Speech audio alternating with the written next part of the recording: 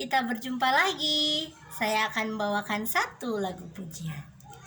Aku mau jadi milikmu, ajarlah, ajarlah. Aku mau turut kehendakmu. Tolong akulah milikmu sepenuh. Itulah perjanjianku, milikmu sepenuh. Sekarang aku milikmu. Sekarang aku milikmu. Milikmu.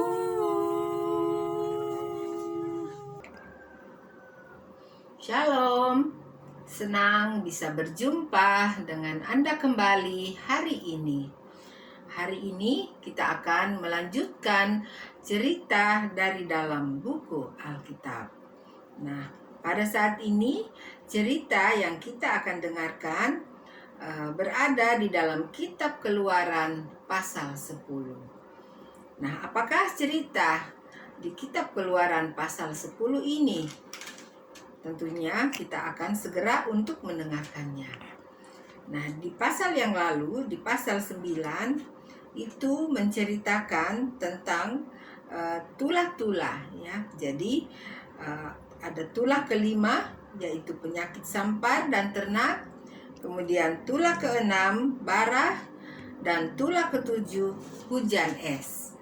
Nah, saya dapat ingatkan sedikit itu kepada kita semua. Dan pada saat ini di pasal 10 tentang tulah ke-8. Dan tulah ke-8 ini adalah belalang. Nah, kita akan mendengarkan cerita dari tulah yang ke-8 ini, yaitu belalang. Nah, saya akan membacakannya dari ayat 1.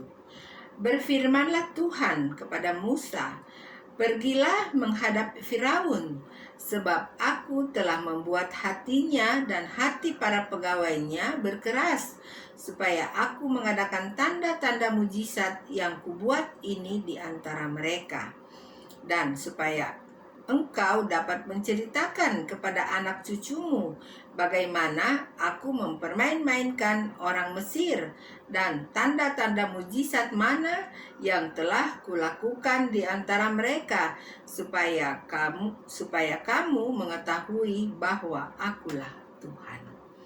Nah, saudaraku, di ayat 1 mengatakan bahwa Tuhan mengingatkan kembali kepada Musa dan Harun untuk mereka pergi menghadap kepada Raja Firaun, dan kemudian mengatakan bahwa biarlah Raja Firaun mengizinkan akan bangsa Israel keluar daripada tanah Mesir. Tetapi Tuhan juga mengatakan bahwa hati daripada Raja Firaun masih tetap dikeraskan oleh Tuhan. Nah, mengapa sampai hal itu terjadi? Yaitu karena salah satunya juga Tuhan mengatakan agar supaya Musa dan Harun dapat menceritakan kemudian hari kepada anak cucu mereka ya. Jadi Musa dan Harun dapat menceritakan kepada keturunan mereka bagaimana keajaiban-keajaiban yang Tuhan Allah nyatakan di tanah Mesir pada saat akan melepaskan bangsa Israel. Nah, saudaraku, di sini saya akan mengatakan sedikit tentang ayat 2 ya. Nah, saya akan mengadakan perbandingan sedikit, yaitu kembali dari Alkitab pada tahun 1958 dengan Alkitab yang kita pakai saat ini, yaitu berbahasa sehari-hari. Ya, saya akan membacakan agar supaya kita bisa lebih mengerti, karena di kitab Keluaran bahasa sehari-hari ini yaitu di pasal 10 ini di ayat 2 yang kita baru saja bacakan, yaitu coba saya bacakan kembali. Dan supaya engkau dapat menceritakan kepada anak cucumu bagaimana aku mempermain-mainkan. Nah, di sini saya mau tekankan dengan kata mempermain-mainkan, ya. Nah, agar supaya kita bisa lebih mengerti, jangan kita salah ya dengan maksud mempermain-mainkan ini yang dikatakan oleh Tuhan. Jadi kita coba ambil perbandingan, yaitu di dalam kitab tahun 58 ini 1958, yaitu kita akan membacanya, atau saya akan membacanya dari pasal 10 ayat 2. Bunyinya seperti ini. Dan supaya boleh diceritakan olehmu kepada anak cucu cicitmu segala perkara yang telah kuadakan dalam Mesir, dan segala ajaibku yang telah kujadikan di antaranya, supaya diketahui olehmu bahwa akulah Tuhan. Ya, jadi perbedaannya adalah perkataan di yang bahasa sehari-hari ini yaitu mempermain-mainkan, tetapi di yang Alkitab tahun 58 ini lebih jelas ya, kata-katanya lebih baik, yaitu segala ajaibku. Ya, jadi segala ajaib Tuhan akan dinyatakan ya baik kepada bangsa Mesir saat itu, dan kemudian juga kepada bangsa Israel ya pada hari itu juga, atau waktu itu dan waktu-waktu kemudian hari ya, itu yang dimaksudkan. Nah, itulah perbandingan sedikit yang saya dapat katakan kepada saudaraku. Nah, kita lanjutkan di ayat 3. Lalu Musa dan Harun pergi menghadap Firaun dan berkata kepadanya, beginilah firman Tuhan, Allah orang Ibrani, berapa lama lagi engkau menolak untuk merendahkan dirimu di hadapanku? Biarkanlah umatku pergi supaya mereka beribadah kepadaku. Sebab jika engkau menolak membiarkan umatku pergi, maka besok aku akan mendatangkan belalang-belalang ke dalam daerahmu. Ya, jadi itu yang disampaikan lagi oleh Musa dan Harun kepada Raja Firaun ya. Nah, mereka mengatakan bahwa mengapa engkau menolak untuk merendahkan dirimu di hadapan Tuhan? Nanti besok kalau engkau tidak mau melepaskan bangsa Israel, maka besok akan ada belalang yang datang memenuhi akan negeri Mesir ini. Nah, itu yang dikatakan oleh Musa dan Harun. Selanjutnya di ayat 5. Belalang itu akan menutupi permukaan bumi sehingga orang tidak dapat melihat tanah. Belalang itu akan memakan habis sisa yang terluput yang masih tinggal bagimu dari hujan es itu. Bahkan akan memakan habis segala pohonmu yang tumbuh di padang. Belalang itu akan memenuhi rumahmu, rumah semua pegawaimu, rumah semua orang Mesir, seperti yang belum pernah dilihat oleh bapamu dan nenek moyangmu sejak mereka lahir ke bumi sampai hari ini. Lalu berpalinglah ia dan keluar meninggalkan Firaun. Nah, jadi itu keterangan yang diberikan oleh Musa dan Harun kepada Raja Firaun ya. Musa mengatakan atau Harun mengatakan bahwa kalau belalang itu akan datang nanti ke tanah Mesir, belalang itu akan menutupi segala permukaan tanah daripada tanah Mesir. Jadi bayangkan saudaraku, kalau ada begitu banyak belalang ya yang datang, kemudian tanah sudah tidak kelihatan lagi. Wah, bagaimana ya? Mau jalan saja sudah nggak bisa ya tentunya. Nah, jadi itu akan bangsa Mesir atau orang-orang Mesir itu akan mendapat kesulitan yang sangat luar biasa. Dan kemudian juga belalang itu bukan hanya datang banyak begitu, tetapi belalang itu juga memakan habis akan semua tanam-tanaman ya, baik yang secara dikatakan secara tumbuhan di padang ataupun juga buah-buahan ya. Jadi semuanya dimakan oleh belalang. Jadi bukan main susahnya nanti ya, karena semua hasil daripada tanaman atau kebun daripada bangsa Mesir atau orang-orang Mesir ini akan habis dimakan oleh belalang ya. Nah, selanjutnya ayat 7. Sesudah itu berkatalah para pegawai Firaun kepadanya, berapa lama lagi orang ini akan menjadi jerat kepada kita? Biarkanlah orang-orang itu pergi supaya mereka beribadah kepada Tuhan Allah mereka. Belumkah Tuanku insaf bahwa Mesir pasti akan binasa? Nah, jadi pada saat setelah Musa dan Harun mengatakan itu kepada Raja Firaun, mereka keluar daripada istana.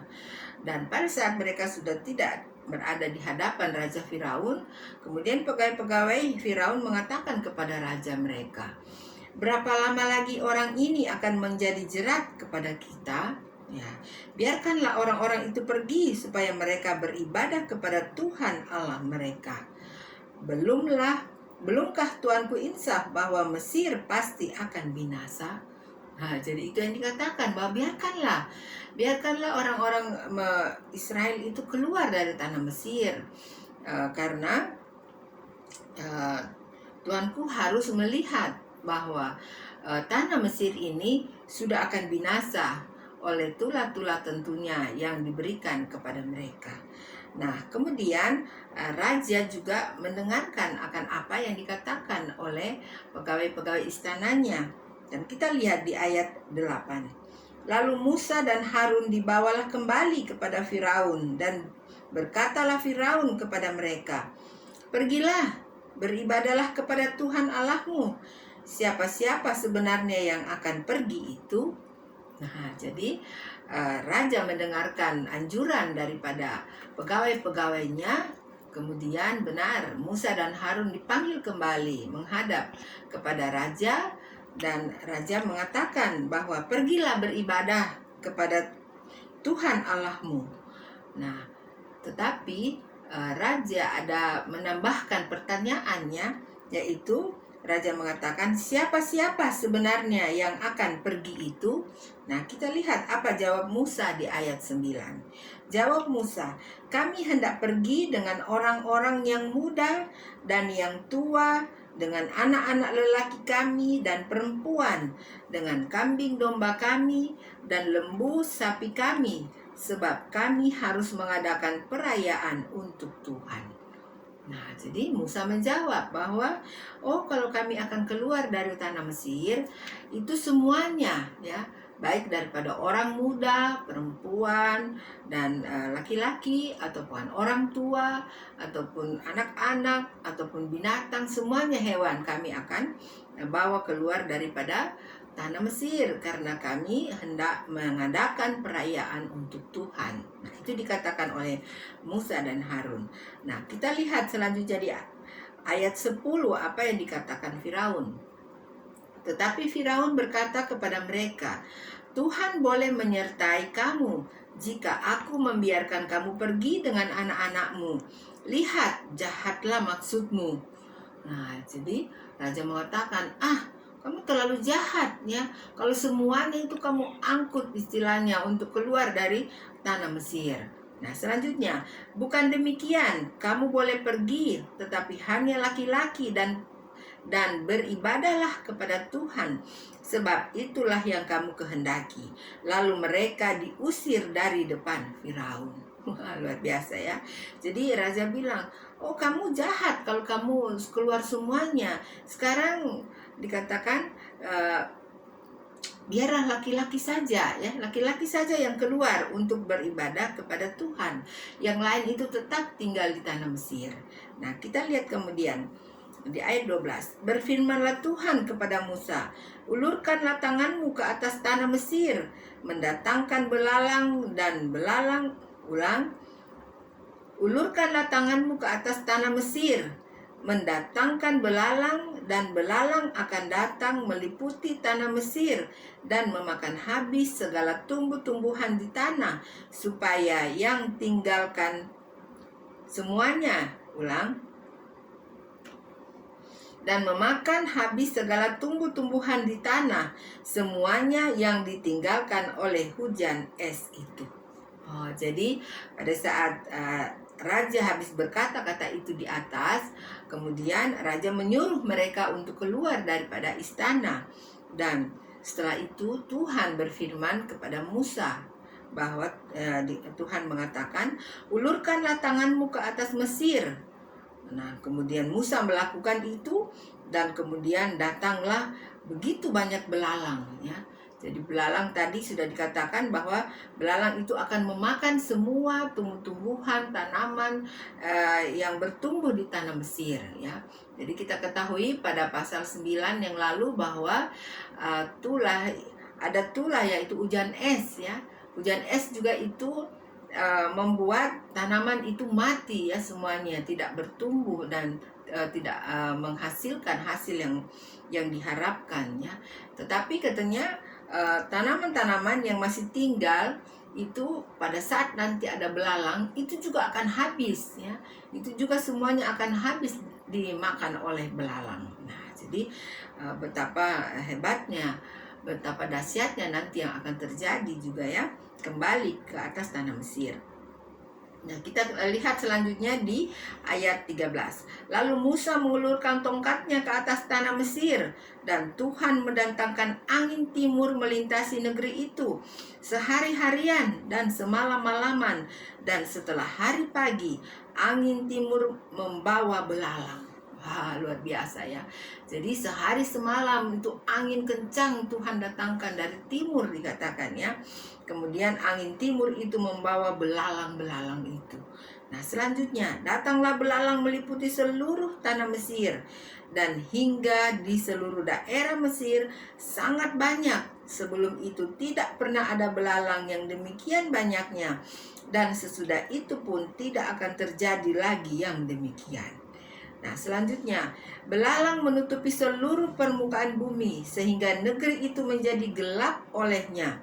Belalang memakan habis segala tumbuh-tumbuhan di tanah dan segala buah-buahan pada pohon-pohon yang ditinggalkan oleh hujan es itu, sehingga tidak ada tinggal lagi yang hijau pada pohon atau tumbuh-tumbuhan di padang di seluruh tanah Mesir. Bukan main, ya. Jadi dikatakan bahwa permukaan bumi itu benar, ya, ditutupi oleh banyak sekali belalang. Waduh, luar biasa, ya. Jadi bagaimana, ya, kayak tadi orang mau jalan itu bagaimana, ya, atau orang mau membuat sesuatu tidak bisa, ya, karena belalang semuanya yang berada di sekitar mereka. Nah, kemudian tumbuh-tumbuhan, pohon-pohon hijau semuanya habis, gundul, ya, tentunya, ya, karena sudah dimakan oleh belalang-belalang itu. Jadi wah, luar biasa, ya. Nah, kita selanjutnya dengar cerita di ayat 16. Maka segeralah Firaun memanggil Musa dan Harun serta berkata, aku telah berbuat dosa terhadap Tuhan Allahmu dan terhadap kamu. Ya, jadi raja ini kalau sudah tertekan, ya, dia sudah tidak bisa berdaya lagi di dalam hal dia melihat keajaiban-keajaiban Tuhan ini, maka dia segera memanggil akan Harun dan Musa dan Harun, dan kemudian dia berkata, aku telah berbuat dosa terhadap Tuhan Allahmu dan terhadap kamu. Dan selanjutnya, oleh sebab itu ampunilah kiranya dosaku untuk sekali ini saja, dan berdoalah kepada Tuhan Allahmu itu supaya bahaya maut ini dijauhkan daripadaku. Nah, itulah yang dikatakan Raja Firaun. Selanjutnya, lalu keluarlah Musa meninggalkan Firaun dan berdoa kepada Tuhan. Maka Tuhan membuat angin bertiup dari jurusan sebaliknya, yakni angin barat yang sangat kencang, yang membawa belalang itu dan melemparkannya ke dalam laut Tiberau. Tidak ada satu belalang pun yang tinggal di seluruh daerah Mesir. Nah, jadi setelah Raja Firaun meminta agar supaya Musa dan Harun berdoa kepada Tuhan, kemudian Tuhan menantangkan angin yang sangat kencang, ya, angin yang dari barat dikatakan tadi, ya, untuk membawa akan belalang-belalang itu, dan belalang-belalang itu semuanya dilemparkan ke dalam laut Tiberau. Ya. Jadi bayangkan belalang yang begitu banyak, ya, jumlahnya yang tidak bisa dihitung lagi tentunya. Semua itu terlempar ke dalam Laut Tiberau. Jadi luar biasa ya kuasa daripada Tuhan ya, yang dilihat oleh Raja Firaun dan seluruh pegawainya dan seluruh rakyat daripada tanah Mesir. Itu luar biasa ya. Jadi kuasa Tuhan memang benar-benar diperlihatkan ya kepada bangsa Mesir atau orang-orang Mesir pada saat itu, juga dengan bangsa Israel ya. Jadi walaupun bangsa Israel tidak mengalami hal demikian, tetapi tentunya mereka bisa melihat semuanya itu keajaiban-keajaiban Tuhan yang sangat luar biasa. Wah, hebat sekali. Nah, selanjutnya kita melihat di ayat 20. Tetapi Tuhan mengeraskan hati Firaun sehingga tidak mau membiarkan orang Israel pergi. Nah, saudaraku, Tuhan masih mengeraskan hati daripada Raja Firaun ya. Jadi Raja Firaun tetap tidak mengizinkan akan bangsa Mesir mengizinkan atau tidak mengizinkan bangsa Israel untuk keluar daripada tanah Mesir. Nah, selanjutnya kita akan melihat atau membaca di cerita di ayat 21 ya. Di ayat 21, tapi masih dari pasal 10 ini ya. Di ayat 21 ini judulnya sudah berbeda, tapi masih tentang tulah ya, yaitu tulah ke-9. Nah, jadi tadi tulah ke-8 ya, yaitu belalang. Nah, sekarang tulah ke-9, yaitu gelap gulita. Nah, jadi sehabis belalang ya, sekarang datang gelap gulita lagi ya. Jadi Tuhan masih suka untuk memperlihatkan kuasanya ya. Nah, kita lihat atau kita membaca cerita di ayat 21. Berfirmanlah Tuhan kepada Musa, ulurkanlah tanganmu ke langit, supaya datang gelap meliputi tanah Mesir, sehingga orang dapat meraba gelap itu. Lalu Musa mengulurkan tangannya ke langit, dan datanglah gelap gulita di seluruh tanah Mesir selama 3 hari. Wah, saudaraku, luar biasa sekali ya. Bayangkan gelap sedikit saja, atau pada saat kita mati lampu saja tidak lama kita sudah seperti kehilangan akal ya, karena kita kehilangan cahaya. Jadi gelap gulita, apalagi ini dikatakan 3 hari lamanya ya. Nah, kita lihat selanjutnya ceritanya di ayat 23. Tidak ada orang yang dapat melihat temannya, juga tidak ada orang yang dapat bangun dari tempatnya selama 3 hari. Tetapi pada semua orang Israel ada terang di tempat kediamannya. Nah, jadi luar biasa sekali gelap ini ya. Berarti gelap ini sangat pekat ya. Karena dikatakan kita tidak bisa melihat satu dengan yang lain ya. Kalau mati lampu masih ada kita lihat ya, teman kita atau orang yang di depan kita. Tetapi ini gelap yang sangat pekat tentunya ya. Sampai dikatakan tidak ada orang yang dapat bangun dari tempatnya selama 3 hari. Luar biasa. Kemudian di ayat 24, lalu Firaun memanggil Musa serta berkata, pergilah, beribadahlah kepada Tuhan. Hanya kambing dombamu dan lembu sapimu harus ditinggalkan. Juga anak-anakmu boleh turut beserta kamu. Jadi setelah 3 hari itu tentunya terjadi, raja tidak mampu tentunya ya. Bayangkan gelap gulita yang pekat itu mereka alami. Jadi raja memanggil lagi kembali Musa dan Harun ya. Kemudian raja mengatakan, pergilah, beribadahlah kepada Tuhan. Pergilah, beribadahlah kepada Tuhan. Tetapi dikatakan hanya kambing dombamu dan lembu sapimu harus ditinggalkan. Nah, jadi dengan istilah bahwa semua kamu boleh pergi, tetapi ternakmu itu pasti tinggal ya.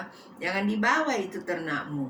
Nah, selanjutnya apa kata Musa? Kita lihat di ayat 25. Tetapi Musa berkata, bahkan korban sembelihan dan korban bakaran harus engkau berikan kepada kami, supaya kami menyediakannya untuk Tuhan Allah kami. Dan juga ternak kami harus turut beserta kami, dan satu kaki pun tidak akan tinggal. Sebab dari ternak itulah kami harus ambil untuk beribadah kepada Tuhan Allah kami.